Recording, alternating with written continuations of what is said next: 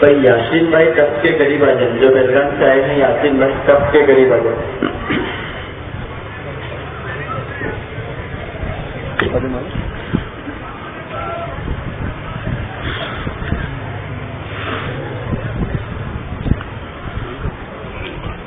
بسم اللہ الرحمن الرحیم. الحمد للہ نحمده ونستعینه ونستغفره ونؤمن به ونتوکل علیہ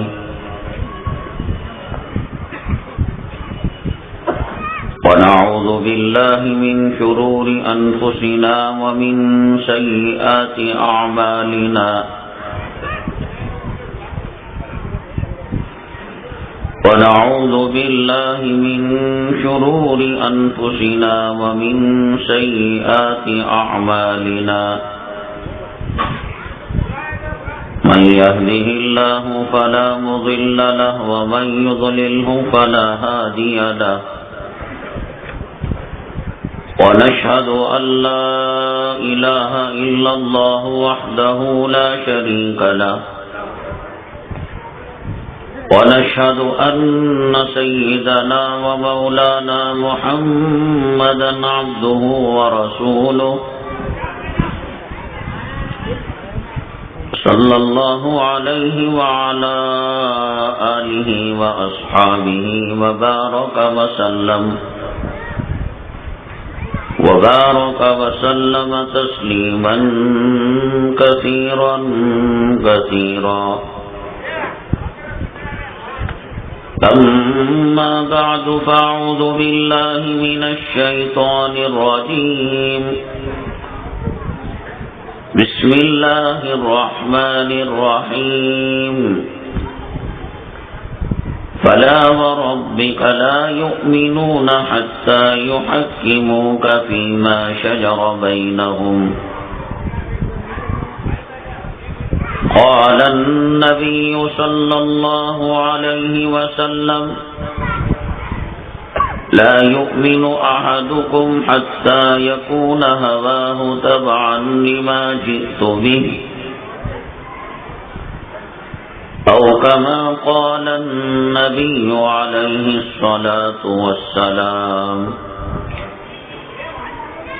رب اشرح لي صدري ويسر لي أمري واحلل عقدة من لساني يفقهوا قولي. اللهم صل على سيدنا مولانا محمد في أول كلامنا. اللهم صل على سيدنا مولانا محمد في أوسط كلامنا. اللهم صل على سيدنا مولانا محمد في آخر كلامنا. قابل احترام صدر جلسہ، معزز مکرم علماء کرام، سامعین اعظام اور عفت مآب خواتین، اللہ تعالیٰ کا بے پناہ کرم ہے اور اللہ تعالیٰ کا احسان ہے. اللہ تبارک تعالیٰ نے آج ہمیں یہاں ایک دینی اجتماع میں دین کی نسبت سے جمع فرمایا. اللہ تعالیٰ ہمارے جمع ہونے کو، کہنے کو اور سننے کو قبول فرمائے اور دنیا میں اور آخرت میں کامیابی کا ذریعہ اور سبب بنائے. آمین. معزز سامعین کرام، اللہ تبارک تعالیٰ کے جو احسانات ہم پر ہیں کہ اللہ تعالیٰ نے ایمان کی دولت سے مالا مال فرمایا، اسلام کی دولت سے مالا مال فرمایا، اور اللہ تبارک تعالیٰ نے ایک عظیم الشان نعمت اور ایک عظیم الشان دولت جس کی قدر مجھے بھی نہیں ہے اور آپ کو بھی نہیں ہے، اور عموماً بہت کم لوگ اس کی قدر شناسی کرتے ہیں، اور وہ ہے جناب محمد الرسول اللہ صلی اللہ علیہ وسلم کے غلاموں میں اللہ نے ہمیں پیدا فرمایا. اللہ نے آپ کی امت میں ہمیں پیدا فرمایا. یہ وہ مقام ہے اور یہ وہ مرتبہ ہے. حضرات انبیاء علی نبینا علیہم الصلاۃ والتسلیم نے اللہ تعالیٰ سے دعائیں کی، اے اللہ ہماری پیغمبری کو آپ لے لیجئے، ہماری نبوت لے لیجئے، ہماری رسالت لے لیجئے، اور ہم پر نازل کردہ کتاب آپ لے لیجئے، کسی اور پیغمبر کو دے دیجئے، اور بدلے میں صحابی نہیں، تابعی نہیں، تبع تابعی نہیں، اس امت کا قطب نہیں، اس امت کا ولی نہیں، اس امت کا شہید نہیں، بلکہ اس امت کا ایک ادنا فرد مجھے بنا دیجئے. حضرت موسیٰ علیہ السلام نے کیا دیکھا ہوگا اس امت کے اندر کہ آپ نے یہ دعائیں کی. حضرت عیسیٰ علیہ السلام نے کیا منقبت دیکھی ہوگی، کیا فضیلت دیکھی ہوگی اور کیا خوبی دیکھی ہوگی کہ آپ نے کہا اے اللہ مجھے رسول اللہ صلی اللہ علیہ وسلم کا ادنا امتی بنا دیجئے. کئی پیغمبروں نے دعائیں کی. اللہ تبارک تعالیٰ نے حصی طور پر، ظاہری طور پر سیدنا عیسیٰ علی نبینا علیہ السلام کی مکمل دعا کو قبول کر لیا.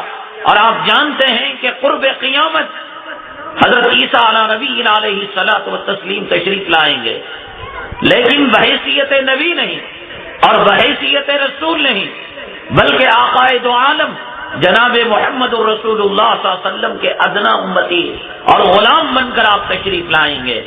آپ اپنے اوپر نازل کردہ انجیل پر عمل نہیں کریں گے، اپنے زمانے کی نمازیں نہیں پڑھیں گے، روزے نہیں رکھیں گے. حضرت عیسیٰ علیہ السلام اگر ان کو کامیابی ملنی ہے رسول اللہ صلی اللہ علیہ وسلم کے طریقے پر ان کو چلنا پڑے گا. 5 وقتی نمازیں ان کو پڑھنی پڑیں گی، رمضان کے روزے رکھنے پڑیں گے. اس امت کا جو طریقہ زکوٰۃ ہے اس طریقے پر ان کو زکوٰۃ ادا کرنا پڑے گا. سیدنا موسیٰ علی نبینا علیہ السلام اللہ تبارک تعالیٰ نے ان کی دعا بھی قبول کی. آپ سوچتے ہوں گے یہ کون سی نئی بات مولانا صاحب کہہ رہے ہیں.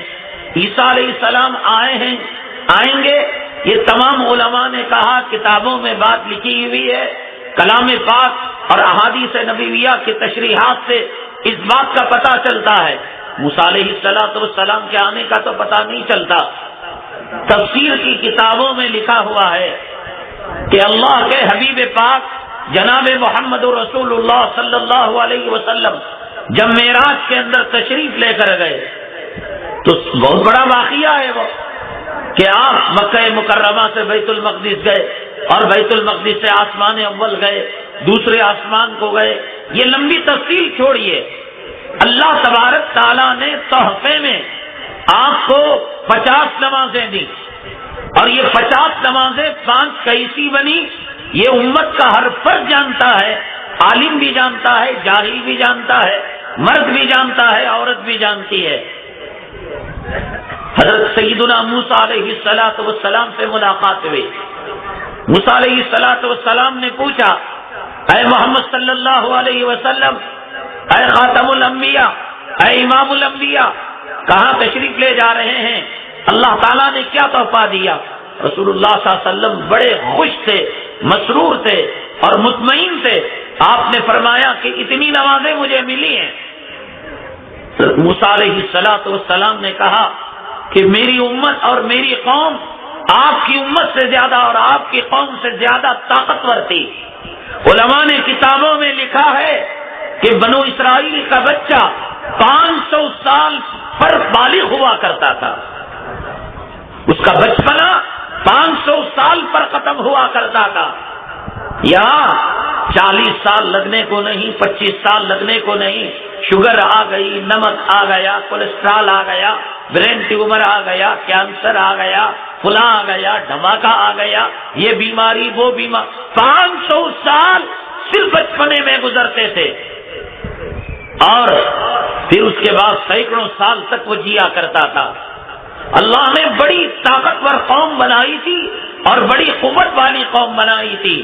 حضرت موسیٰ علیہ السلام نے عرض کیا اے اللہ کے حبیب پاک صلی اللہ علیہ وسلم، میرے محبوب آپ کی امت اس کو برداشت نہیں کر پائے گی۔ حضرت موسیٰ علیہ السلام پر اللہ کی رحمتیں ہو، صلوات ہو، سلام ہو کہ آج کے بے نمازیوں پر رحم کیا۔ اگر 50 نمازیں فرض ہوتی، ایک نماز پڑھ کر آتے دوسری اذان ہوتی، ایک نماز دوسری ختم ہوتی تیسری شروع، تیسری ختم ہوتی چوتھی شروع۔ داڑھی منڈانے والے کو داڑھی منڈانے سے فرصت نہیں ملتی، سنیما دیکھنے والے کو سنیما دیکھنے سے فرصت نہیں ملتی۔ اللہ تبارک تعالی قیامت تک آنے والی نسل انسانی کی طرف سے اور بالخصوص امت محمدیہ صلی اللہ علیہ وسلم کی طرف سے حضرت موسیٰ علیہ السلام کے شائن شان اللہ جزائے خیر نصیب فرمائے۔ اگر ملاقات نہ ہوتی نہ بھائی، آنکھوں کو لگتا کیا کر رہے ہو، ٹھیک تو پھر سیدھا کرو اس کو۔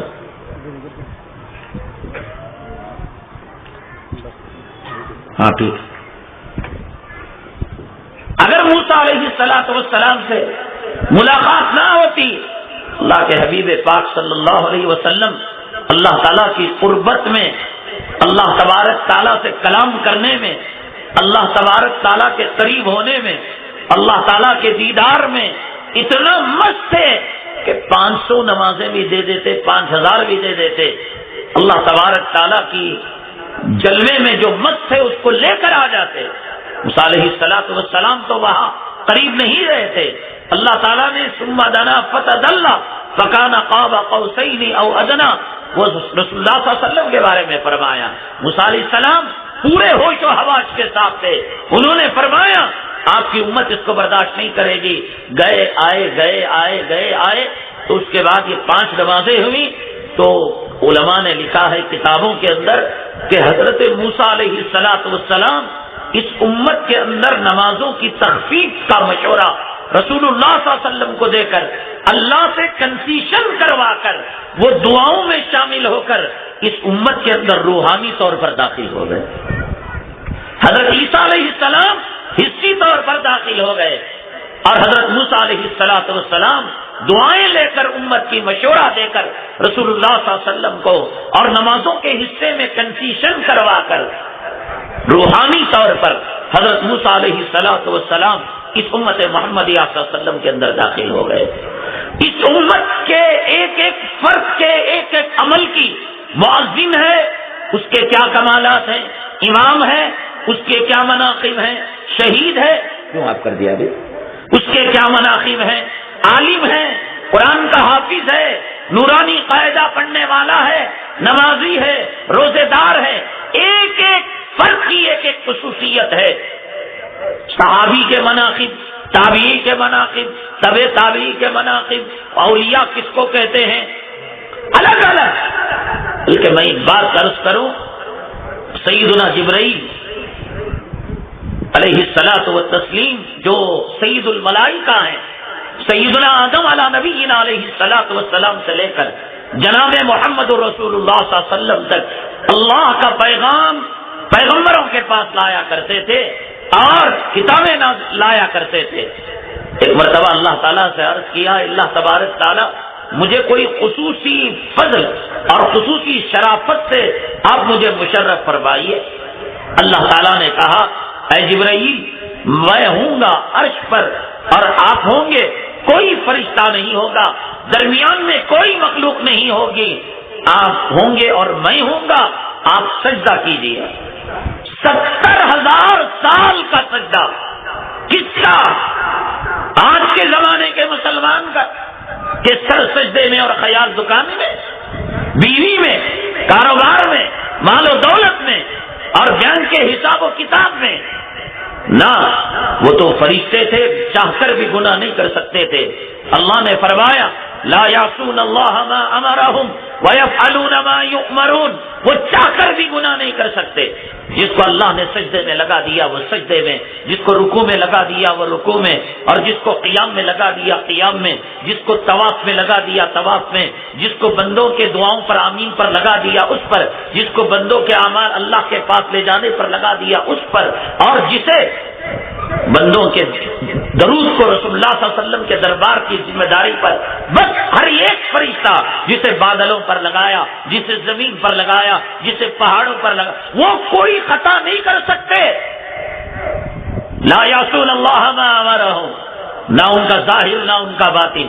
70,000 سال تک حضرت جبرائیل علیہ الصلوۃ والتسلیم سجدے میں پڑے رہے، اور 70,000 سال دنیا کے تھے، آخرت کے تھے.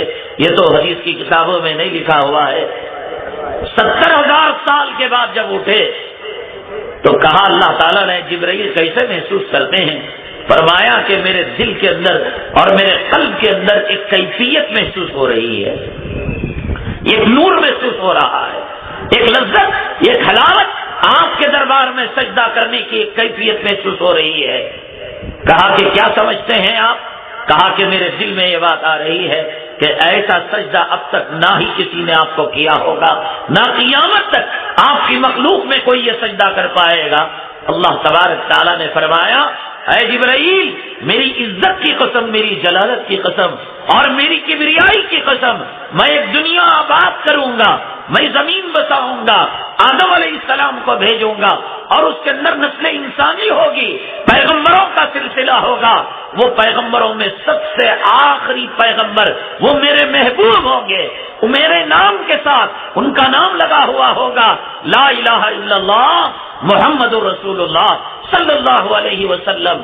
ان کے امتیوں میں جو صحابی ہیں وہ نہیں، جو صحابہ کو دیکھا وہ نہیں، جو ان کو دیکھا تبع تابعی وہ نہیں، امام ابو حنیفہ نہیں، امام مالک نہیں، امام بخاری نہیں، امام ترمذی نہیں، حافظ قرآن نہیں، عالم بالدین نہیں، مفتی نہیں، قاضی نہیں، مؤذن نہیں، شیخ الحدیث نہیں، شیخ التفسیر نہیں، بلکہ میرے محبوب جناب محمد رسول اللہ صلی اللہ علیہ وسلم کے امتیوں میں ادنا درجے کا امتی جو گنہگار ہے، فاسق ہے، مجرم ہے، وہ اگر سجدہ کرتا ہے اور خلوص دل کے ساتھ ایک مرتبہ سبحان ربی الاعلیٰ مجھے یاد کر کر سجدہ کرتا ہے، اے جبرائیل میری عزت و جلالت کی قسم، تیرے 70,000 سال کے سجدے کے مقابلے میں اس گنہگار مجرم فاسق و فاسق کا ایک لمحے کا سجدہ زیادہ قیمتی ہے.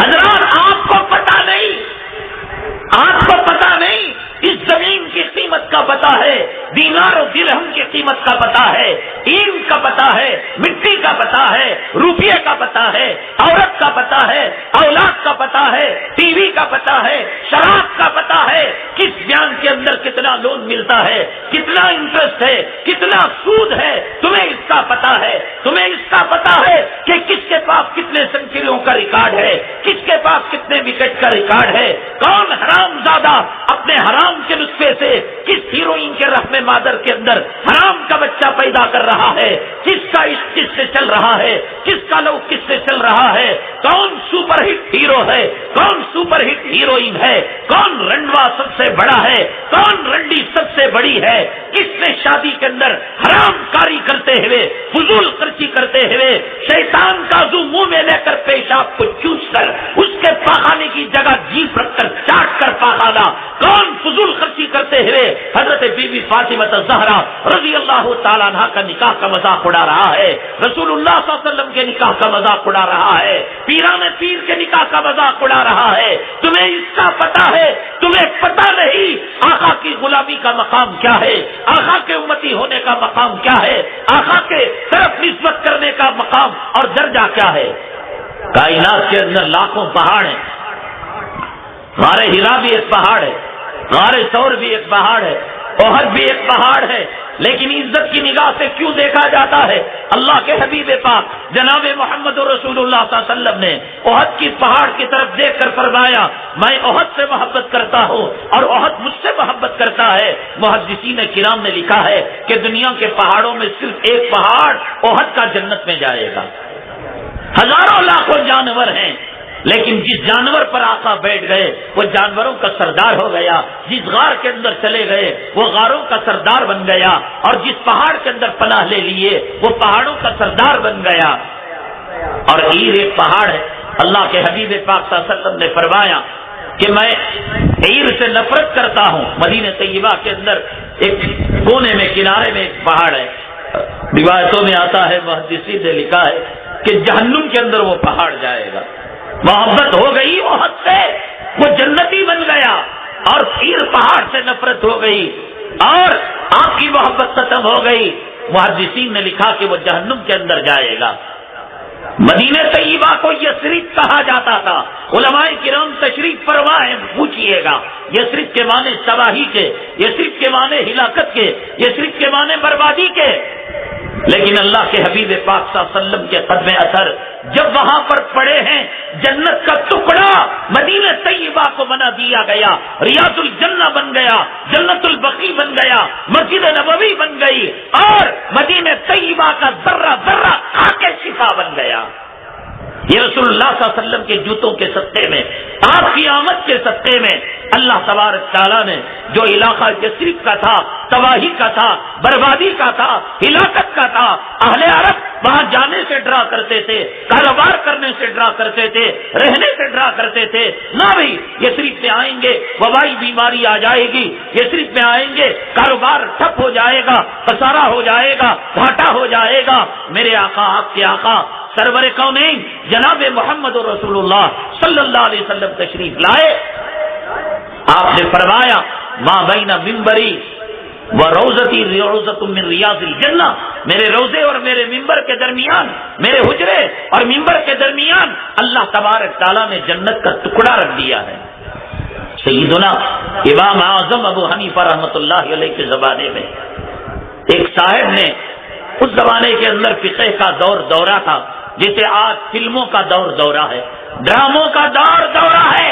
ہر نوجوان ہجڑا بننا چاہتا ہے، موبائل کے اندر رنڈیوں کے رنگ ٹون رکھنا چاہتا ہے، اپنا چہرہ ہجڑوں کا بنانا چاہتا ہے. ایک وقت ہے، کسی زمانے میں لوگ بادشاہوں کی نقالی کیا کرتے تھے، کسی زمانے کے اندر لوگ فقہ کے مسائل کے اندر گپے لڑایا کرتے تھے.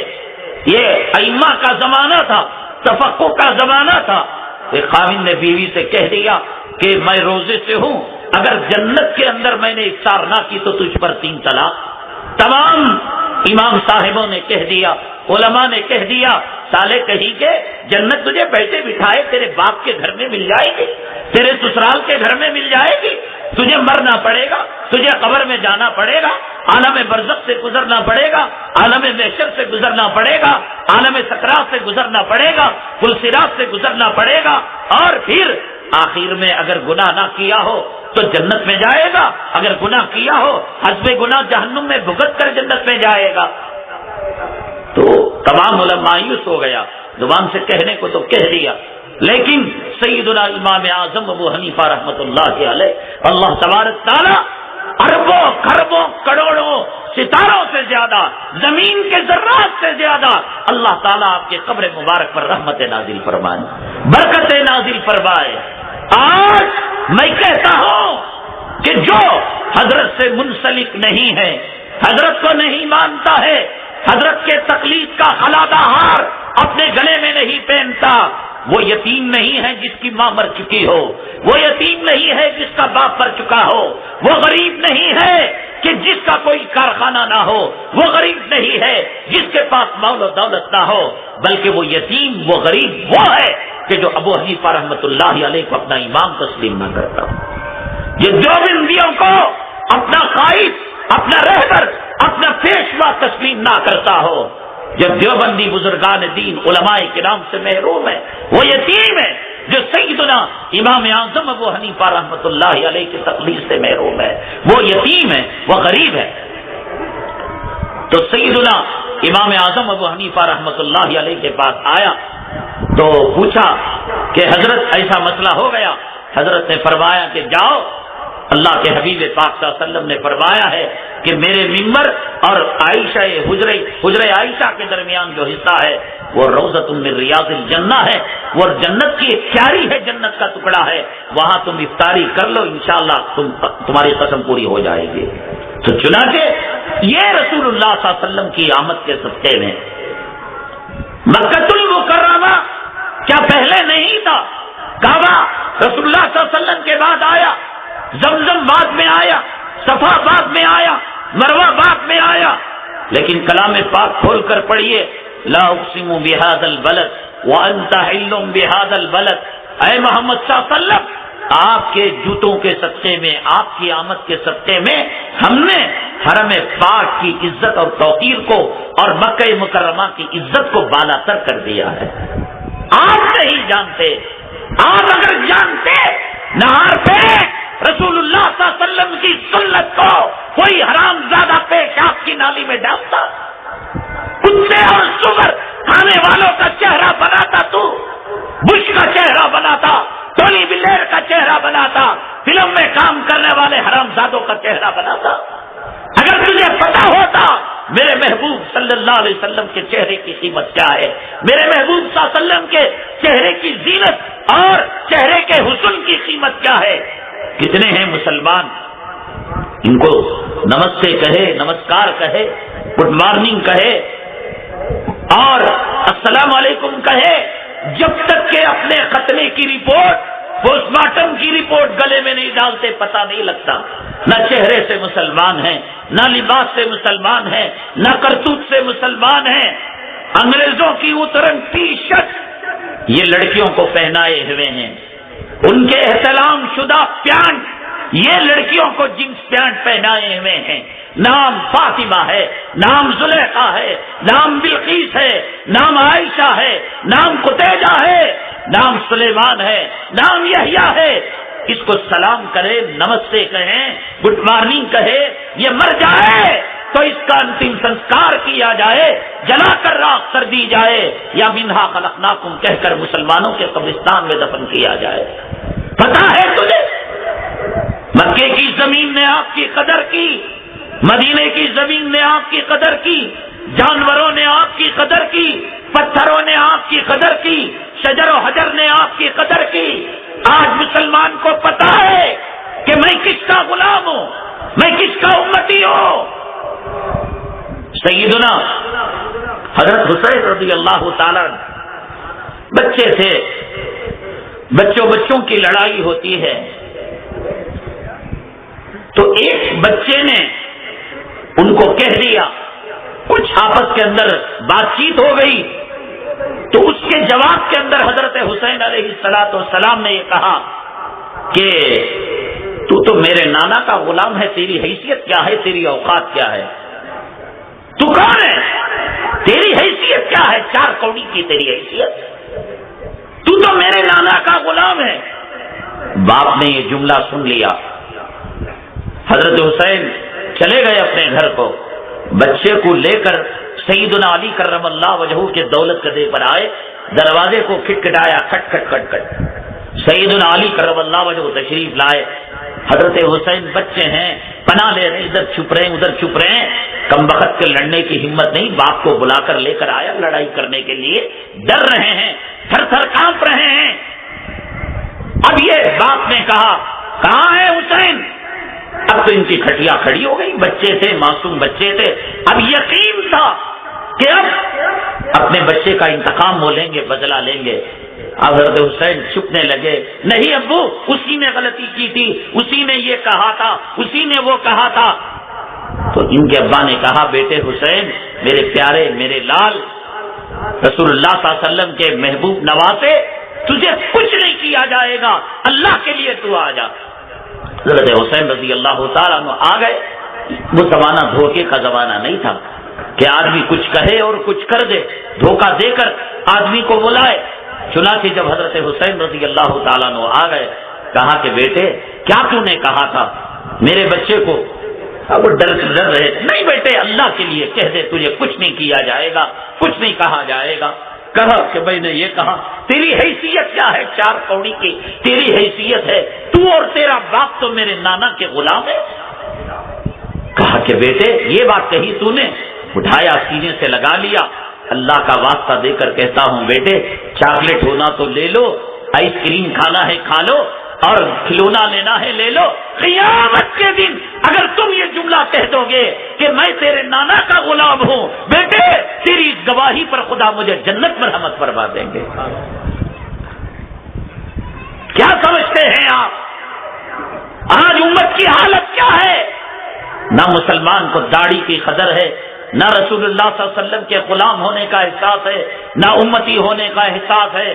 اللہ نے جو نعمتیں دی ہیں نہ ان نعمتوں کی قدر ہے، مر رہا ہے مال مال مال مال۔ دولت چاہیے، روپیہ چاہیے، حلال طریقے سے ہو، حرام طریقے سے ہو، سود کے ذریعے سے ہو، رشوت کے ذریعے سے ہو، عورت کی کمائی کے ذریعے سے ہو۔ سلمان اپنی ماں اور بہنوں کو کمائی کے لیے نہیں بھیج رہا ہے، دیوس اور ہجڑے کی اولاد نہیں بنا ہوا ہے۔ مرد کے لیے جائز ہے کیا وہ چار دیواری سے عورت کو نکال کر کمائی کے لیے بھیجے اور مرد عورت کی کمائی کھائے؟ سیدہ فاطمہ الزہرا رضی اللہ تعالیٰ عنہ مثال مبارک کے وقت سیدنا علی کرم اللہ وجہہ کو بلایا، میری ماں اور بہنیں نیل پالش لگاؤ، پتہ چلے گا قیامت میں، لپسٹک لگاؤ، چہرے کی نمائش کرو، بے پردہ بازاروں میں جاؤ، شکرانے میں جاؤ، ولیمے میں جاؤ، نکاح کی محفل میں جاؤ، برثڈے کی محفل میں جاؤ، اور دنیا کے زانی کتے تمہیں دیکھ دیکھ کر دل کا زنا کریں، خیال کا زنا کریں، دماغ کا زنا کریں، آنکھ کا زنا کریں، کان کا زنا کریں، اور بس چلے تو کونیاں تمہارے پاخانے کی جگہ لگائیں، جسم کا زنا کریں۔ یہ میرے باپ کا قول نہیں، سرور کونین آقائے دو عالم جناب محمد رسول اللہ صلی اللہ علیہ وسلم نے فرمایا، میری ماں جو بے پردہ جاتی ہے، میری ماں جو نیل پالش لگا کر جاتی ہے، لپسٹک لگا کر جاتی ہے، برقع پہن کر بھی چہرے کو میک اپ کر جاتی ہے، یہ کان کھول کر سن لے، اگر تو ایک باپ کے نطفے سے پیدا ہوا ہے، تیرے اندر غیرت ہے، تیرے اندر شرم ہے، تیرے اندر حیا ہے، تیرے اندر اسلام کا پاس ہے، تیرے پاس رسول اللہ صلی اللہ علیہ وسلم کے امتی اور غلامی ہونے کا پاس ہے، کان کھول کر سن لے۔ بازار کی رنڈی جو جسم کا سودا کرتی ہے، اس میں اور اس بے پردہ عورت میں صرف ایک چیز کا فرق ہے کہ یہ رنڈی سارے جسم کا سودا کرتی ہے اور یہ عورت شرمگاہ کو چھوڑ کر بقیہ سارے جسم کا سودا کرتی ہے۔ دیکھنے والا کیا کا اللہ کے حبیب پاک صلی اللہ علیہ وسلم نے فرمایا، العینان زناہما النظر، دونوں آنکھیں ان کا زنا دیکھنا ہے، دونوں ہاتھ ان کا زنا چھونا ہے، دل سوچنا ہے، خیال وہ بھی جو ہے خیال کے اندر کیا لاتا ہے، خیال میں یہ میرے پہلو میں کب آئے، کب اس کو میں بوسا دوں، کب اس سے ہم بوجھ کنار کروں، مباشرت کروں، اور حرام کے نطفے سے بچہ، یہی نہ تو سوچتا ہے۔ حدیث پاک میں آتا ہے کہ ایک مرد اور عورت ہوتے ہیں، تیسرا شیطان ہوتا ہے جو نیٹ ورکنگ کا کام کرتا ہے، برے خیالات ڈالنے کا کام کرتا ہے۔ بازار کی رنڈی عورت شرمگاہ کو ملا کر جسم کا سودا کرتی ہے، اور جو عورت مسلمان اپنے بے پردگی کے ساتھ جاتی ہے، ایک شرمگاہ کے علاوہ سارے جسم کا وہ سودا کرتی ہے، سارے جسم سے وہ زنا کرواتی ہے۔ اسی لیے فقہا نے کتابوں کے اندر لکھا ہے، عورت اگر بے پردہ بازار کے اندر جاتی ہے اور غسل کے بعد گئی ہو، وضو کے بعد گئی ہو، اگر بے پردہ گئی ہو، اپنے گھر آئے چاہیے کہ اس کو غسل جنابت کرے، وضو کرے، پھر نماز پڑھے۔ کہا کہ کہاں زنا ہو گیا؟ تو اسی لیے ان فقہا نے کہا ایک شرمگاہ کے ٹکڑے کے زنا کے علاوہ جسم کے ہر عضو کے ساتھ اس کا ہزاروں کتوں کا زنا ہوا، ہزاروں رنڈوں کا زنا ہوا، ہزاروں زانیوں کا زنا ہوا۔ ہے شرم اور حیا اور غیرت۔ حضرت بی بی فاطمہ الزہرا رضی اللہ تعالیٰ عنہ نے کہا، اے علی، میاں بیوی جب ساتھ رہتے ہیں، ایک بات اونچی ایک بات نیچی ہو جاتی ہے، اگر مجھ سے کوئی خطا ہو گئی ہو تو معاف کرنا، حسنین کا خیال کرنا۔ کچھ وصیتیں فرمائی، ان میں ایک وصیت یہ بھی فرمائی، اے علی، میرے جنازے کو رات کی تاریکی میں اندھیرے میں نکالنا، اس لیے کہ جب سے ہوش سنبھالا ہے نہ تو میں نے کسی غیر محرم مرد کو دیکھا ہے، نہ تو کسی غیر محرم مرد کی نگاہ مجھ پر پڑی ہے۔ اے علی، میں نہیں چاہتی کہ جیتے جاگتے جسم کی حفاظت زنا کے تیروں سے ہوئی ہو، موت کے بعد اس کے کفن دفن کو اور اس کے جنازے کو غیر محرم کی نگاہ ٹکرا جائے۔ حضرت ابو درداء رضی اللہ تعالیٰ عنہ فرماتے ہیں، جنازہ مدینے کی گلیوں میں جا رہا ہے، سامنے حضرت علی اور حضرت حسین اور پیچھے حضرت حسن، ایک جنازے کے 4 کنارے ہوتے ہیں، ایک کنارہ خالی ہے۔ ابو درداء رضی اللہ تعالیٰ عنہ فرماتے ہیں میں یہ منظر دیکھ کر کلیجہ میرے منہ کو آ گیا، یہ سیدۃ النساء اہل الجنت فاطمہ، یہ جنتی عورتوں کی سردار، نبی کی نور نظر، نبی کی لخت جگر، نبی کی آنکھوں کی ٹھنڈک، نبی کی کلیجے کی حرارت، اللہ یہ کیا منظر ہے۔ مدینہ طیبہ میں اس کا جنازہ جا رہا ہے، آج چوتھے کونے کو سنبھالنے والا کوئی اور نہیں ہے۔ یہ شرم تھی، یہ حیا تھی، یہ غیرت تھی، تبھی تو اللہ تبارک تعالیٰ نے ان کو جنتی عورتوں کا سردار بنایا۔ اور حضرات یاد رکھیے گا، اسلام مسلمان دشمن ہمیشہ ہمارے پیچھے لگے ہوئے ہیں، خاص طور سے عورت کو جو نیل پالش دی گئی، لپسٹک دی گئی، خیر اس نے استعمال کیا، بعد میں پتہ چلا توبہ ہو گئی اور نکال لیا، لیکن خدا نہ کرے یاد رکھیے ایک بات کہ وہ جو نیل پالش ہوتی ہے، لپسٹک ہوتی ہے، اس کے اندر سور کی چربی ملائی جاتی ہے۔ ان اسلام مسلمان دشمنوں کو پتا ہے کہ مسلمان مرتے مر جائے گا، سور کو ہاتھ نہیں لگائے گا۔ ہمارے خطیب حضرات منبر پر سور کا لفظ کہہ دیتے ہیں تو ان کے رشتہ دار بگڑ جاتے ہیں، حضرت ہمارے بھیا کا نام منبر پر کیوں لے لیا؟ ابھی تو کچھ لوگ کہیں گے یہاں سے جانے کے بعد، حضرت جو ہے سیرت کی تقریر میں، مدرسے کی تقریر میں، قرآن کی تقریر میں ہمارے دادا بھائی کا سور کا نام لے لیا۔ اللہ نے شیطان کا نام لیا ہے، اللہ نے خنزیر کا نام لیا ہے۔ انما حرم علیکم المیتۃ والدم ولحم الخنزیر۔ میں ان ائمہ کرام سے 10 بستہ عرض کروں گا، ادب کے ساتھ عرض کروں گا کہ اگر کوئی خنزیر کا رشتہ دار اور سور کا بھائی اور اس کا سالہ یوں کہے حضرت کہ تم نے بیان کے اندر ہمارے دادا بھائی کا، ہمارے بہنوی کا، ہمارے سالے کا نام لے لیا، تو آپ کہیں کہ آئندہ انشاءاللہ احتراماً ان کا نام نہیں لیا جائے گا، تمہارا نام لے لیا جائے گا، کہ اللہ نے خون کو حرام کیا ہے اور اللہ تعالیٰ نے خالد کے گوشت کو حرام کیا۔ اگر خالد نے کہا، رضوان نے کہا تو کہہ دو کہ تمہارا نام سور کی جگہ لے لیں گے، تم کو بڑی ہمدردی ہے صاحب۔ مسلمانوں سے ہمدردی نہیں، ان کی ماں اور بہنوں کی عزت لٹے کوئی ہمدردی نہیں، مسجدوں کو مسمار کیا جائے کوئی ہمدردی نہیں۔ اسلام مسلمان دشمن اغیار دن رات سازشیں کرے اسلام کے خلاف، مسلمانوں سے کوئی ہمدردی نہیں، سور سے ہمدردی ہو گئی۔ اور اگر فلم کے خلاف کوئی بات کہی، کسی کو نہیں، اسلام میں سختی نہیں ہے صاحب، اسلام میں سختی نہیں۔ اس کی ماں کو آنکھ لڑا کر دیکھو، پھر دیکھو پتا چلے گا کہ اسلام میں سختی ہے کہ نہیں ہے۔ اس کی بیٹی کو ہاتھ لگا کر دیکھو، تیری بیٹی کی عزت عزت، تیری ماں کی عزت عزت، تیری بیوی کی عزت عزت، اور آقا کی عزت کوئی عزت نہیں، قرآن کی عزت کوئی عزت نہیں۔ یہی تو ایمان لایا، یہی تو جملے کہتا ہے فدا کا بھی وہ امی یا رسول اللہ، اے اللہ کے حبیب میرے ماں باپ آپ پر قربان۔ کیا مطلب؟ میری ماں جا سکتی ہے، میرا باپ جا سکتا ہے، میری نسلیں مٹ سکتی ہیں، لیکن آپ پر کوئی انگلی نہیں اٹھا سکتا میرے جیتے جی۔ اس کو اس طرح سل کہتے ہیں۔ یہاں سنتوں کے جنازے نکلے، داڑیاں مڑے، عورت رنڈیوں کا لباس پہنے، گھر گھر کے اندر ناچ گانا ہو، ہر مسجد کے اندر لکھا ہوا رہتا ہے براہ کرم اپنے موبائل کو آف کر دیں، سوئچ بند کر دیں، لیکن امام جہری نماز کے اندر پڑھتا ہے لا تسمعوا لهذا القرآن والغوا فيه، وہ جو کافر کہا کرتے تھے اس قرآن کو نہ سنو، اسی وقت منی کا گانا، شیلا کا گانا، ڈسکو کا گانا یہ حرام زادے کے موبائل سے بچتا ہے۔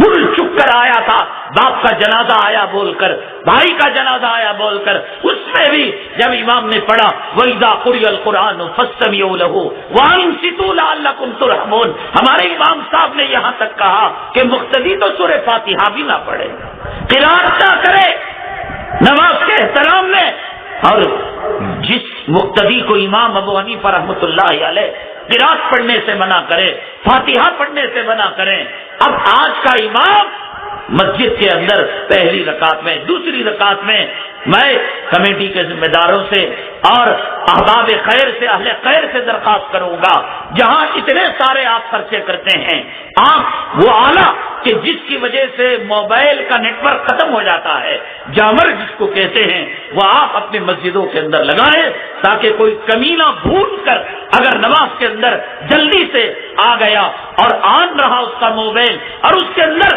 حرام زادوں کے گانے بجنے لگے، شیلا منی کے گانے بجنے لگے، ڈسکو کے گانے بجنے لگے، موسیقی بجنے لگی، اللہ کے حبیب پاک صلی اللہ علیہ وسلم نے فرمایا کہ میری بعثت کے مقاصد میں دنیا سے موسیقی کو ختم کرنا ہے، اور آج کا امتی اور آج کا غلام اور آج کا نمازی اللہ کے گھر میں جہری نماز کے وقت وَإِذَا قُرِئَ الْقُرْآنُ فَاسْتَمِعُوا کی آیت کے وقت یہاں گانے بجا رہا ہے، اور پھر کہتا ہے اللہ کی مدد کیوں نہیں آ رہی صاحب؟ بابری مسجد کو گرا دیا گیا، گجرات کے اندر یہ ہو گیا، مظفر نگر کے اندر یہ ہو گیا، فلسطین کے اندر یہ ہو گیا، عراق کے اندر یہ ہو گیا، افریقہ کے اندر انگولیا میں یہ ہو گیا، صومالیہ کے اندر یہ ہو گیا۔ اللہ کو غلام سمجھ رکھا ہے، داڑھی منڈانے پر منڈاتے رہا، نماز چھوڑنے پر چھوڑتا رہا، عورتوں کو بے پردہ کرنے پر کرتا رہا۔ میں نے کہا یہ انگریزوں کی سازش، انگریز کو پتا ہے کہ مسلمان میں گنہگار سے گنہگار مسلمان مرتا مر جائے گا، سور کو ہاتھ نہیں لگائے گا۔ اب انہوں نے یہ کیا، نیل پالش لپسٹک کے اندر سور کی چربی ملائی۔ ملانے کی وجہ یہ ہے کہ بکرے کی جو چربی ہے، حلال جانوروں کی جو چربی ہے، وہ انسان کے جسم کے حرارت اور ٹیمپریچر سے پگھل جاتی ہے۔ اگر بکرے اور مرغی، دمبا، گائے، بیل، بھینس ان کی چربی سے بنایا جائے لگائے گی تو سیمنٹ کے ریلوں کی طرح وہ گر جائے گی لالی لپیٹتے۔ سور کی جو چربی ہوتی ہے انسان کے جسم کا حرارت ٹیمپریچر اس کو گلا نہیں سکتا، لہذا اس سے ملایا۔ اب نتیجہ یہ ہوتا ہے عورت کھانا کھا رہی ہے، دودھ پی رہی ہے، چائے پی رہی ہے، گرم گرم چائے کے ساتھ سور کی چربی مل کر پیٹ میں جا رہی ہے۔ عورت حاملہ ہے، پیٹ صوبے کو ہے، پیٹ کے اندر بچہ ہے، چائے پی رہی ہے، دودھ پی رہی ہے، گرم گرم بریانی اور خشکا اور سالن کھا رہی ہے، چاٹ رہی ہے۔ اب جو ہے ہونٹوں پر لپسٹک لگی ہوئی ہے، سور کی چربی ملی ہوئی ہے، پیٹ کا بچہ جس نے دنیا نہیں دیکھی، سورج کا نظام نہیں دیکھا، خیر و شر کو نہیں دیکھا، آج انگریز نے یہ سازش کی کہ ماں کے پیٹ کے اندر پلتے بچے کو سور کی چربی کھلائی جا رہی ہے۔ اب یہ بچہ آئے گا تو دین کی بات سنے گا، علماء کی بات سنے گا، قرآن پڑھے گا، جس کے شریف میں، جس کے پہلے خون میں سور کی چربی ملی ہوئی ہو۔ اور دوسری بات یہ ہے انسان جب زندہ رہتا ہے تو جسم میں حرارت رہتی ہے، آپ چھو کر دیکھ لیجئے، حرارت بڑھتی ہے، بخار آ جاتا ہے، اور انسان جب مرتا ہے اس کا جسم کی حرارت ختم ہو جاتی ہے اور -ڈگری ٹیمپریچر ہو جاتا ہے، برف کی طرح ٹھنڈا ہونے لگتا ہے انسان کا جسم۔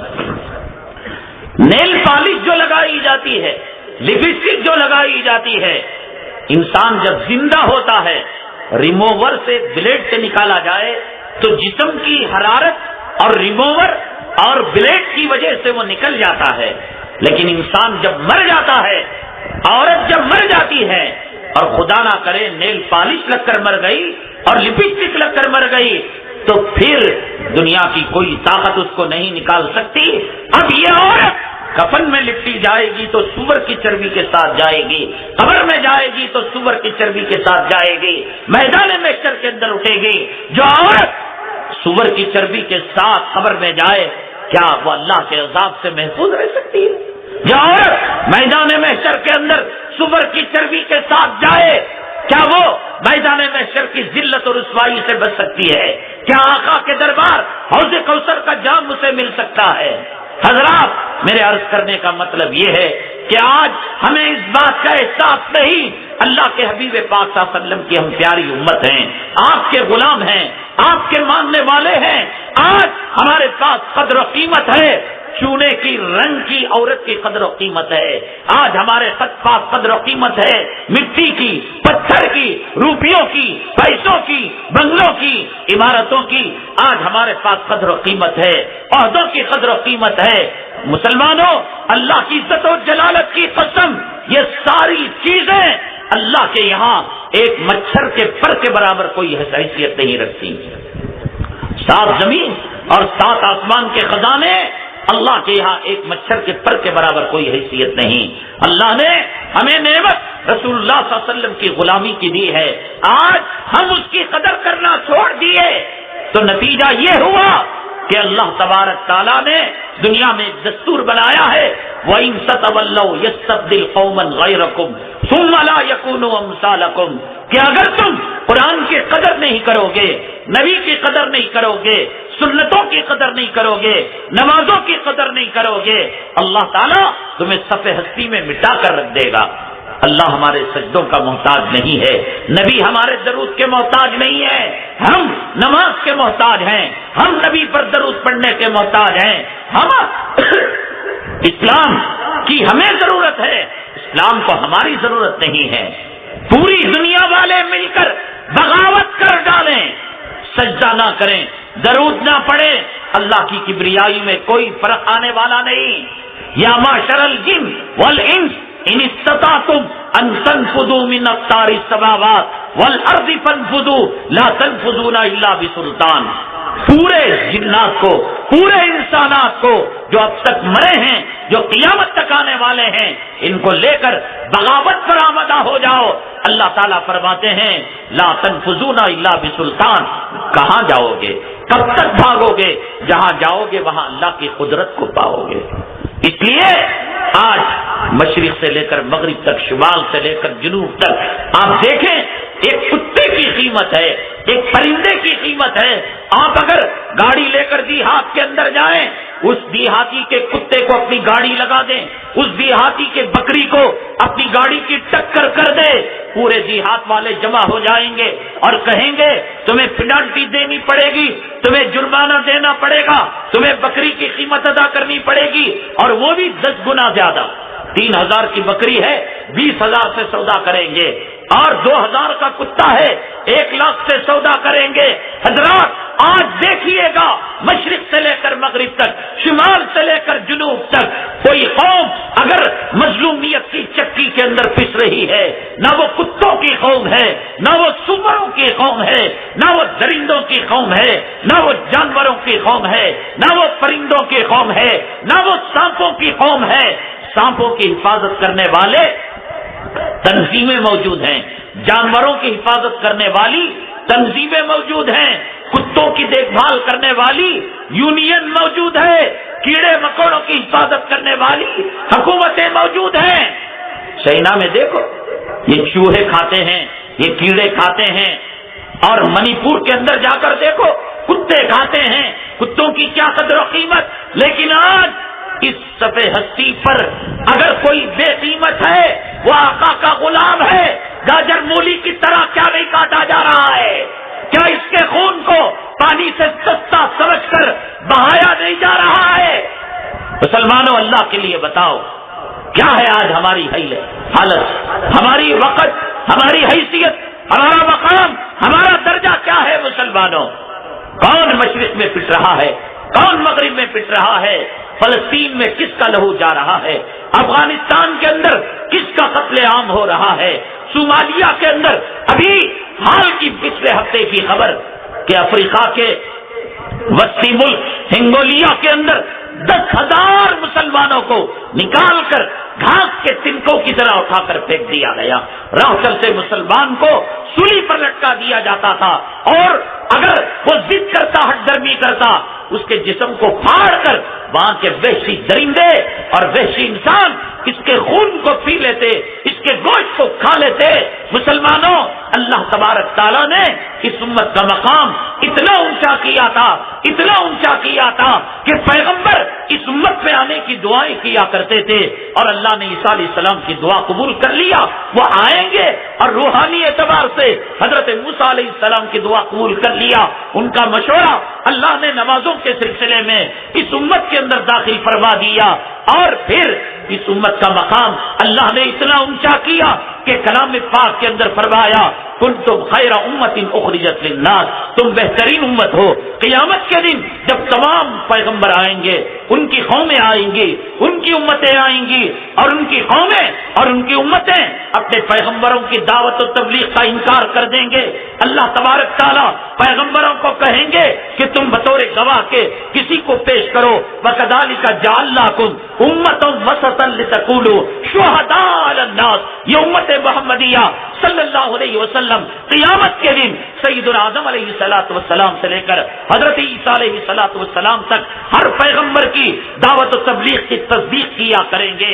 اللہ نے اس امت کو وسط امت کہا، اس امت کو گواہ امت کہا، اس امت کو خیر امت کہا، اور اس امت کا مقام اتنا اونچا کیا کہ آئی یہ امت سب سے آخر میں، لیکن آدم علیہ السلام کی قوم جنت میں جانا چاہے گی، نوح کی قوم جنت میں جانا چاہے گی، شیش کی قوم جنت میں جانا چاہے گی۔ اللہ تعالیٰ فرمائیں گے اے جنت تیرے اوپر حرام ہے کہ کسی قوم کا فرد اور کسی نبی کا امتی داخل ہو، حتیٰ کہ رسول اللہ صلی اللہ علیہ وسلم کا آخری امتی تیرے اندر داخل نہ ہو جائے۔ آنے میں آخر میں آئی اور جنت میں سب سے پہلے جائے گی۔ اللہ نے اس امت کا مقام بہت اونچا کیا ہے۔ اس امت کی اوپر جو شریعت نازل کی، اس کتاب کی، اس شریعت کی حفاظت کی ذمہ داری اللہ تبارک تعالیٰ نے لی ہے، لیکن اس دھرتی پر آج افریقہ کی بات چھوڑیے گا، افغانستان کی بات چھوڑیے گا، صومالیہ کی بات چھوڑیے گا،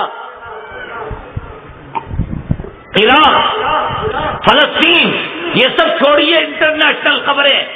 ہندوستان کی سرزمین کے اندر آزادی سے لے کر مظفر نگر کے فساد تک 48,000 فسادات ہوئے ہیں، 48,000 فرقہ وارانہ فسادات اس دھرتی پر ہوئے ہیں، اور ہر فساد کے اندر مسلم قوم کو ملوث کیا گیا، ہر فساد کے اندر مسلمانوں کی پراپرٹی کو جلایا گیا، ہر فساد کے اندر مسلم عورتوں کی عزت و آبرو کو لوٹا گیا، ہر فساد کے اندر مسلم نوجوانوں کو قید کیا گیا۔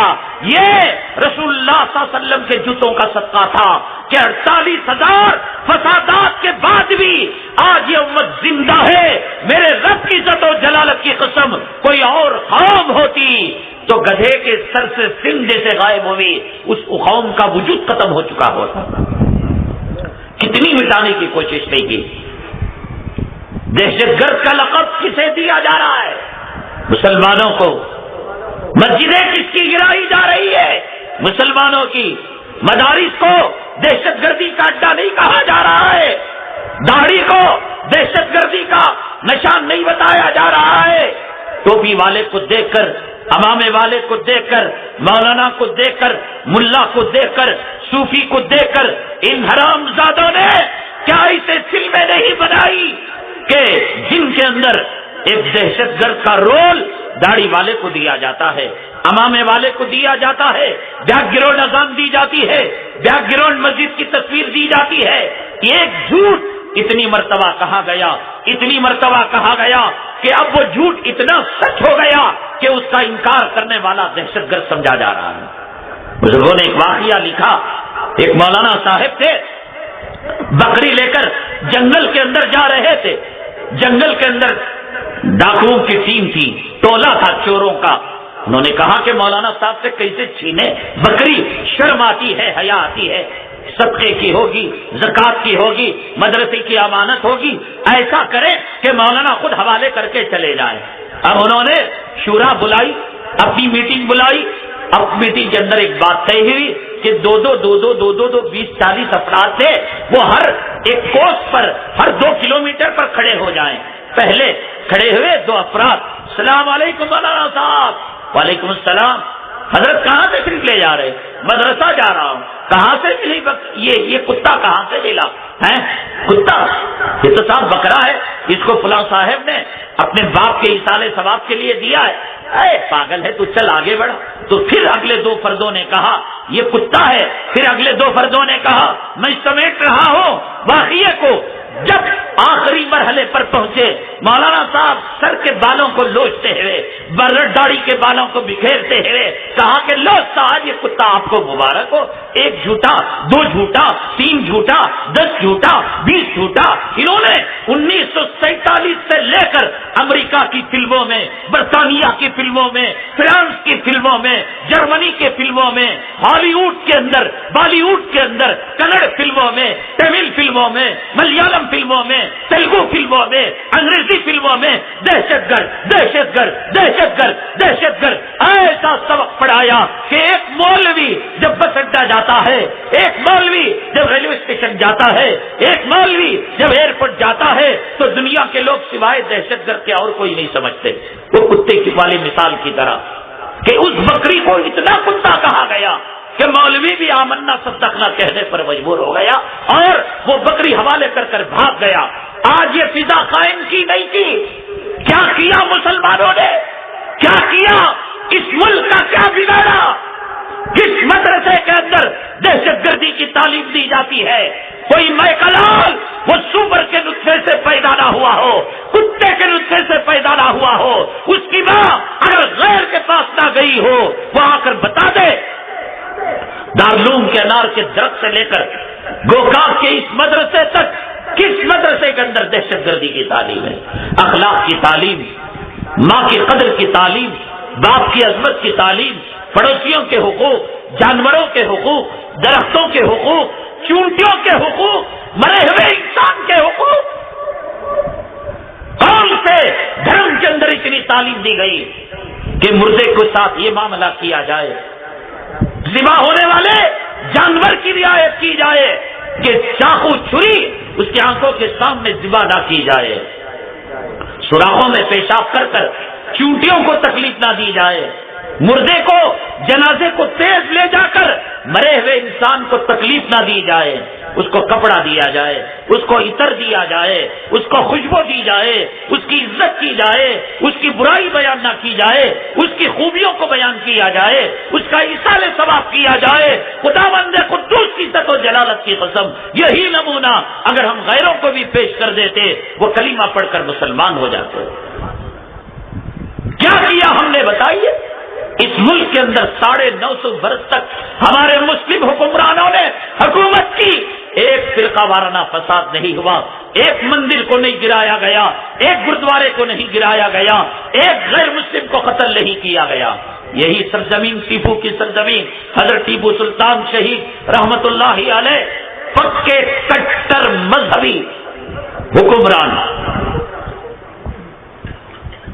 ایک تو یہ ہے خلیل خان فخر سے اڑایا کرتے تھے، کوئی کبوتر بازی کیا کرتا تھا، کوئی اپنے حرم سرائے کے اندر 99 لونڈیاں رکھا کرتا تھا، نہ یہ فاختے اڑانے والے خلیل خان کی بات نہیں، یہ پتنگ بازی کرنے والے لکھنؤ کے نواب کی بات نہیں، اور یہ رامپور کے وہ نواب جو 99 لونڈیوں کو رکھا کرتا تھا، 360 لڑکیوں کو بیاہ کے اندر لا کر رکھا تھا، یہ اس کی بات نہیں، یہ وہ ٹیپو سلطان کی بات ہے۔ ان حرام زادوں نے آج پیش کیا، داڑھی منڈا کر قوم کے سامنے پیش کیا، اور مسلمان بھی مان لیا کہ ٹیپو سلطان بھی داڑھی منڈے تھے۔ استغفر اللہ، الیاذ باللہ۔ شیخ الاسلام حضرت اقدس مولانا حسین احمد مدنی نور اللہ مرقدہ جب بنگلور تشریف لائے، حضرت ٹیپو سلطان شہید رحمت اللہ علیہ کی مزار مبارک کے پاس گئے، اور وہاں آپ نے مکاشفے کے اندر دیکھا، کشف کے اندر دیکھا، اللہ تعالیٰ نے ٹیپو سلطان شہید کی زیارت فرمائی، اور حضرت نے اپنے مکتوبات کے اندر لکھا ہے کہ ٹیپو سلطان شہید رحمت اللہ علیہ کا چہرہ سنت کے نور سے منور تھا، آپ کے چہرے پر داڑھی تھی۔ انگریز نے پیش کیا تو داڑھی منڈا چہرہ پیش کیا، اور مسلمان نے مان لیا۔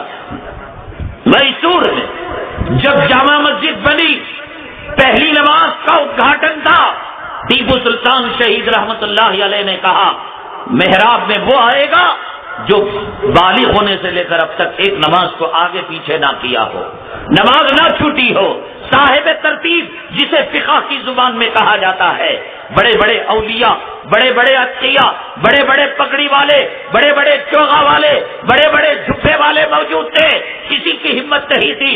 مغرب کی نماز کا وقت ختم ہونے کو جا رہا تھا، ٹیپو سلطان شہید، اللہ ان کے مراتب کو بلند کرے، اللہ ان کے نائبین کو پیدا کرے، اللہ ان کی جوامردی، اللہ ان کی طاقت، اللہ ان کی قوت، اللہ ان کے عدل و انصاف کو ہمارے نوجوانوں کے اندر پیدا فرمائے۔ حضرت نے کہا، چھپایا، حضرت نے فرمایا الحمدللہ اللہ نے یہ وقت مجھ میں رکھا ہے۔ محراب کے اندر گئے، بتائیے آج کے اس گئے گزرے زمانے میں کوئی داڑھی منڈا نماز پڑھا سکتا ہے؟ تو حضرت ٹیپو سلطان کے زمانے میں اگر آپ داڑھی منڈے ہوتے، محراب سنبھالتے، اتنے باشرف متقی پرہیزگار، لیکن آج بھی اس کرناٹک کی سرزمین کے اندر کئی پنڈت ہیں، کئی مندر ہیں کہ جن کو حضرت ٹیپو سلطان شہید رحمت اللہ علیہ نے پراپرٹی دی اور پنڈتوں کو حکومت کے مال سے ماہانہ وظیفہ دیا۔ ہمارے حکمرانوں نے چاہتے وجود کو ختم کر دیتے تھے، مندروں کے وجود کو ختم کر دیتے تھے، لیکن ہمارے حکمرانوں نے انصاف پسندی سے کام لیا، عدل سے کام لیا، ایک فرقہ وارانہ فساد نہیں ہوا، اور یہ ہندوستان آزاد بھی جو ہوا۔ مسلمانوں، احساس کمتری کو ختم کرو، اپنی بزدلی کو ختم کرو۔ ایک گدھے کو پوری دنیا مل کر انسان کہے، وہ گدھا انسان نہیں ہو جاتا۔ ایک انسان کو پوری میڈیا مل کر، پوری دنیا مل کر، پورے زندے مردے مل کر، زمین آسمان کی مخلوق مل کر ایک انسان کو کتا کہے، وہ انسان کتا نہیں ہو جاتا۔ ہم امن پسند تھے، امن پسند ہیں، امن پسند رہیں گے، ان کے کہنے سے ہم دہشت گرد نہیں ہو جاتے۔ اور ہماری امن پسندی کا مڈل اور ہماری امن پسندی کا تمغہ ہمیں امریکہ سے لینے کی ضرورت نہیں ہے، ہمیں قرآن دیتا ہے تمغہ، کنتم خیر امت اخرجت للناس، اے مسلمانوں قوموں کے اندر تم بہترین قوم ہو۔ قرآن ہمیں تمغہ دیتا ہے، قرآن ہمیں میڈل دیتا ہے۔ کیا بگاڑا بتائیے؟ عزتیں ہماری گئی۔ دلی کی جامع مسجد کس کی؟ عصر کی نماز کے وقت بم نہیں پھٹا۔ حیدرآباد کی مکہ مسجد کس کی؟ جمعہ کے وقت بم نہیں پھٹا۔ خواجہ اجمیری رحمت اللہ علیہ کی درگاہ کس کی؟ افطاری کے وقت بم نہیں پھٹا۔ مالیگاؤں کی مسجد کس کی؟ شب برات کے موقع پر بم نہیں پھٹا۔ جو مسلمان مسجد کے اندر جوتا لے کر نہیں جا سکتا، جو مسلمان مزاروں کے ماننے والے جوتا لے کر جانا تو دور کی بات، وہ فیٹ نہیں کرتے، الیاذ باللہ، کیا مسلمان قبرستانوں کے اندر اولیاء کی مزاروں کے پاس، مسجدوں کے پاس بم بلاس کرے گا؟ ہمارا تو ایمان ہے کہ ہم وہاں بے وجود داخل نہیں ہوتے۔ کرتے کراتے کوئی اور ہیں۔ کس کو گرفتار کیا گیا؟ مسلم نوجوانوں کو گرفتار کیا گیا، مارا گیا، پیٹا گیا، کرنٹ کے شاٹ دیے گئے، ان کے پیشاب کی جگہوں پر اتنا کرنٹ دیا گیا کہ قوت مردانگی ختم ہو گئی، کسی کا کان چلا گیا، کسی کی آنکھ چلی گئی، کسی کی قوت مردانگی چلی گئی۔ 8 سال بیتے، 9 سال بیتے، اس کے بعد سپریم کورٹ کہتا ہے ایویڈنس نہ ہونے کی وجہ سے، گواہ نہ ہونے کی وجہ سے، ثبوت اور شواہدات نہ ہونے کی وجہ سے تجھے باعزت بری کیا جاتا ہے۔ کون لائے گا زندگی کے 8 سال؟ کون لائے گا یہ کان کی قوت؟ کون لائے گا عزت کا لیبل؟ سارے محلے والے اس کو دہشت گرد کر پکارتے ہیں۔ 48,000 48,000 40 پر 8,000 فسادات خود ہندوستان کے اندر ہوئے ہیں۔ کشمیر کے اندر کیا ہوا؟ میرٹھ کے اندر، ملیانہ کے اندر، مراد آباد کے اندر، اور آپ کے ٹاٹا نگر جمشید پور کے اندر۔ حضرات یہ سب کیوں ہو رہا ہے؟ کیا خیر امت کا ترجمہ پٹنا ہے؟ خیر امت کا ترجمہ نوجوانوں کا جیل کے اندر جانا ہے؟ خیر امت کا ترجمہ عورتوں کی عزت و آبرو لٹنا ہے؟ مظفر نگر کی سرزمین کے اندر کیا ہماری ماں اور بہنوں کی عزت کو نہیں لوٹا گیا؟ مسجد کے احاطے کے اندر ان کو مادرزاد برہنا کر ان کے کپڑے اتار کر کیا ان کو نہیں دوڑا گیا؟ اللہ کے حبیب پاک جناب محمد رسول اللہ صلی اللہ علیہ وسلم پر جیسے اللہ کے دربار میں ہر پیر و جمعرات کو امت کے اعمال پیش ہوتے ہیں، بعض روایتوں میں آتا ہے آپ کے دربار میں بھی پیش کیے جاتے ہیں۔ اللہ ایک قیدی کو مسجد نبوی صلی اللہ علیہ وسلم میں ہاتھ کس کر باندھ دیے گئے تھے، آپ تڑپ رہے تھے، آپ مچل رہے تھے۔ حضرت عباس رضی اللہ تعالی عبداللہ ابن عباس رضی اللہ تعالیٰ عنہ نے دیکھا، اے اللہ کے حبیب پاک صلی اللہ علیہ وسلم کیا بخار آ گیا، کیا پیٹ کا درد ہو گیا، کیا سر کا درد ہو گیا، کیوں مچل رہے ہیں؟ آپ نے فرمایا وہ جو قیدی ہے اس کے ہاتھ کو کس کر باندھ دیا گیا، رسے کے نشانات، رسی سے باندھنے کے نشانات اس کے ہاتھ پر پڑ گئے ہیں۔ اگر وہ کافر ہوا تو کیا ہوا، وہ قیدی ہوا تو کیا ہوا، امتی تو میرا ہے۔ اللہ کے حبیب پاک صلی اللہ علیہ وسلم ایک قیدی کے ہاتھ کس کر باندھنے کی وجہ سے رات کو بے قرار ہو گئے۔ میرے آقا کے دربار میں مظفر نگر کی ویڈیو پیش کی جاتی ہے، میرے آقا کے دربار میں گجرات کا منظرنامہ پیش کیا جائے، میرے آقا کے دربار میں کشمیر سے لے کر کنیا کماری تک ٹاڈا اور پوٹا کے تحت یہ مسلمان نوجوانوں کو گرفتار کیا گیا، ان کو مادرزاد برہنہ کیا گیا، ان کو پیشاب پینے پر مجبور کیا گیا، ان کو پاخانہ کھانے پر مجبور کیا گیا، ان کی ماؤں کو گالی دینے پر مجبور کیا گیا، ان کی بیویوں اور بیٹیوں کو ان کے سامنے ان کے کپڑے اتارے گئے۔ میرے آقا کے سامنے یہ منظر پیش ہو تو آقا کے دل کو کتنی تکلیف ہوگی؟ سوچا کبھی یہ حالت کیوں پیش آ رہی ہے میرے بھائی؟ یہ آج امت اس حالت سے کیوں گزر رہی ہے؟ ہم نے امتی ہونے کے قدر کو نہیں جانا، احساس کو نہیں جانا، مرتبے کو نہیں جانا، مر رہے ہیں روپیوں کے پیچھے، بھائی بھائی کے خلاف کیس ڈال رہا ہے، اولاد ماں باپ کو نہیں پہچانتی، ماں باپ اولاد کو نہیں پہچانتے، خاوند بیوی کا مال ہڑپنا چاہتا ہے، بیوی خاوند کا مال ہڑپنا چاہتی ہے، پیسوں کے پیچھے روپیوں کے پیچھے پڑ گئے، وقت گر گئی، اللہ کی نگاہ سے قوم گر گئی، اور نتیجہ یہ ہوا کہ آج یہ قوم پٹ رہی ہے۔ ہم نے کیا کیا بتائیے؟ دیکھیے راجیو گاندھی کو جن قاتلوں نے مارا، تمل والوں نے، تمل ناڈو کی حکومت نے کہا کہ ان کی عمر قید کی سزا ہو چکی ہے، ہم ان کو رہا کر دیں گے۔ یہ الگ بات ہے کہ دلی کے سپریم کورٹ نے اسے لتاڑا اور منع کیا کہ تم رہا نہیں کر سکتے۔ اب اس کا دوسرا پہلو سوچو، کتنے معصوم نوجوان مسلمان، ان کی ماں کی عزت گئی، ان کا مدرسہ گیا، ان کی مسجد گئی، ان کی نوکری گئی، معصوم ہیں۔ عید کا دن آتا ہے، دنیا میں خوشیاں ہوتی ہیں، لیکن اس کی بیوی ماتم کرتی ہے کہ کاش میرے اوپر میرے خاوند کا سایہ ہوتا، اولاد روتی ہے کہ کاش میرے باپ کا سایہ ہوتا۔ ہر گھر میں خوشیاں بڑھتی ہیں، لیکن جس گھر کا فرد قید کی زندگی گزارتا ہے وہ عید اس کے گھر کے اندر خوشیاں لانے کے بجائے خون کے آنسو رلاتی ہے کوئی رحم کرنے والا؟ راجیو گاندھی کے قاتلوں کو کہا کہ رہا کرو، اور ہزاروں مسلم نوجوان برسوں سے جیلوں کے اندر قید و بند کی زندگی گزار رہے ہیں۔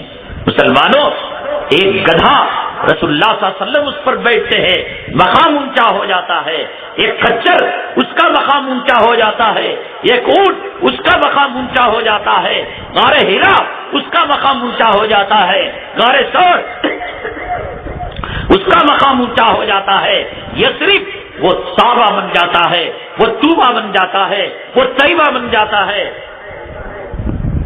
اس کی مٹی کھا کے شفا بن جاتی ہے، وہاں کا ٹکڑا جنت کا ٹکڑا بن جاتا ہے، وہاں کا قبرستان جنت البقیع بن جاتا ہے۔ تو آقا کا غلام، آقا کا امتی ہو کر آج پھٹ رہا ہے، آج رو رہا ہے، بھکاری بن گیا۔ ہوم منسٹر صاحب میرے بچے کو رہا کر دو نا، میری زمین دے دو نا، میری مسجد کو بچا لو نا، میرے مدرسے کو بچا لو نا، میرے قبرستان کو بچا لو نا۔ یہی نہ رونا رو رہا ہے مسلمان۔ مسلمان تو رونے کے لیے پیدا ہوا، یا کعبے کا محافظ بنا کر پیدا ہوا، یا ہادی بنا کر پیدا ہوا، یا رہبر بنا کر پیدا ہوا، یا معلم بنا کر پیدا ہوا، یا خیر امت بنا کر پیدا ہوا، یا امت وسط بنا کر پیدا ہوا، یا شہدائے امت بنا کر پیدا ہوا۔ اپنے مقام سے ہٹا تو آج تو بھکاری بن گیا. آج فسادات کی چکی میں آج لوگ کہتے ہیں کہ مسلمان دہشت گرد. نہ، نقلی نوٹ ہم بناتے ہو، تم بناتے ہو. دواؤں میں ڈپلیکیٹ چیزیں ہم ڈالتے ہیں، تم ڈالتے ہو. ووٹ کا سودا تم کرتے ہو یا ہم کرتے ہیں. عدالت کے اندر قانون تم بھیجتے ہو یا ہم بھیجتے ہیں. سنیماؤں کے اندر، فلموں کے اندر بے حیائی کے مناظر تم دکھاتے ہو یا ہم دکھاتے ہیں. دلی کی تہاڑ جیل سے لے کر کنیا کماری تک قاتلوں سے، زانیوں سے، عزت کے لٹیروں سے، چھوٹی بچیوں کی عصمت لوٹنے والوں سے آپ انٹرویو لے کہ تو نے یہ قتل کیوں کیا، یہ زنا کیوں کیا. وہ کہیں گے کہ فلاں فلم کو دیکھ کر. یہ نہیں کہیں گے فلاں مدرسے میں پڑھ کر، فلاں خانقاہ میں جا کر، فلاں مسجد میں جا کر. یہ دہشت گردی سکھاتے ہیں، یہ زنا سکھاتے ہیں، یہ بدکاری سکھاتے ہیں، یہ عیاشی سکھاتے ہیں، یہ بینک لوٹنے کا طریقہ سکھاتے ہیں، یہ چوری کرنے کا طریقہ سکھاتے ہیں. ارے بے حیا، بے غیرت، بے شرم، نسل حرامی مسلمان تو ایسے کمینوں کی نقالی کرتا ہے. میرے آقا کے چہرے میں تجھے کیا ایک نظر آیا؟ میرے محبوب کے چہرے میں تجھے کیا کمی نظر آئی جو محبوب کے چہرے کو تراش کر پیشاب کی نالی میں ڈالتا ہے؟ میری ماں، تو کس خون سے پیدا ہوئی، کس نطفے سے پیدا ہوئی، کس نسل سے پیدا ہوئی کہ تجھے حضرت فاطمہ کی چادر میں عیب نظر آیا اور رنڈیوں کے کپڑے میں تجھے خوبی نظر آئی؟ کس وجہ سے تو نے برقعے کو پھینک دیا؟ کس وجہ سے تو نے حجاب کو پھینک دیا؟ کس وجہ سے تو نے شرم کے کپڑے کو پھینک دیا؟ تجھے کیا چیز نظر آئی؟ چولی پہنی اتنی کم کہ سامنے کا سینہ دکھائی دے، پیٹھ دکھائی دے، بغل دکھائی دے، ساڑی پہنے کمر دکھائی دے. یہ میری ماں حضرت فاطمہ کے لباس میں کیا کمی تھی؟ ازواج مطہرات کے شرم و حیا کے کپڑوں میں کیا کمی تھی؟ آج بھی کرتوتوں کی وجہ سے اللہ کا عذاب آ رہا ہے، اللہ کا قہر آ رہا ہے. اللہ کے لیے مان لے میری ماں، تو مرے گی تیرا خامن ساتھ نہیں آئے گا، تو مرے گی تیری اولاد ساتھ نہیں آئے گی، تیرا باپ ساتھ نہیں آئے گا. جو تجھے I love you ڈارلنگ کہا کرتا تھا، میری جان کہا کرتا تھا، میری لیلا کہا کرتا تھا، میری گرل فرینڈ کہا کرتا تھا، تجھے رات کے 12 بجے قبر کے کھڈے میں سانپوں بچھوؤں کے حوالے کر کر منہا خلقناکم کے ڈھیرے دے کر آ کر دوسری شادی کی فکر کرے گا میری ماں. کوئی تیرا ہمدرد نہیں، خیرخواہ نہیں. اعمال صالحہ کے علاوہ، نماز کے علاوہ، تلاوت کے علاوہ، ذکر کے علاوہ اور کوئی چیز قبر میں آنے والی نہیں. تو داڑھی مڑا کر اللہ کے عذاب کو بول رہا ہے، غیروں کی تہذیب کو اپنا کر، غیروں کے کلچر کو اپنا کر تو خدا کے عذاب کو دعوت دے رہا ہے. مسلمان اللہ کے لیے سدھر جا، اللہ کے لیے توبہ کر لے. نبی کے چہرے پر سے دشمنی کر کر، نبی کے چہرے پر تھوک کر خدا کی رحمت کا تو امیدوار نہیں ہو سکتا، خدا کے عذاب سے تو نہیں بچ سکتا. یہ تیرا چہرہ داڑھی مڈا، یہ تیرا غیروں کا لباس، یہ موبائل کے اندر رنگ ٹون میوزک والی، یہ گھروں کے اندر ٹی ویوں کا اور ڈراموں کا اور یہ فلموں کا ننگا ناچ. کیا ہو گیا مسلمان؟ تیرے گھروں سے کبھی قال اللہ کی صدا نکلتی تھی، قال رسول کی صدا نکلتی تھی. کبھی تیرے بچے صبح میں یاسین پڑھا کرتے تھے، تیرے بچے اشراق تہجد پڑھا کرتے تھے، تیرے بچے نعت پڑھا کرتے تھے. کیا ہو گیا مسلمان؟ کہاں بھٹک گیا؟ کہاں چلا گیا؟ نہ تو یہ سمجھتا ہے انگریزی تہذیب کو اپنا کر ہم ہیرو بن گئے. نہیں، جو امریکہ گئے ہیں ان کو پوچھنا، ہر سگنل کے پاس کچھ بڈھے ملتے ہیں. یہ امریکہ ہے، امریکہ. یہ کون بڈھے؟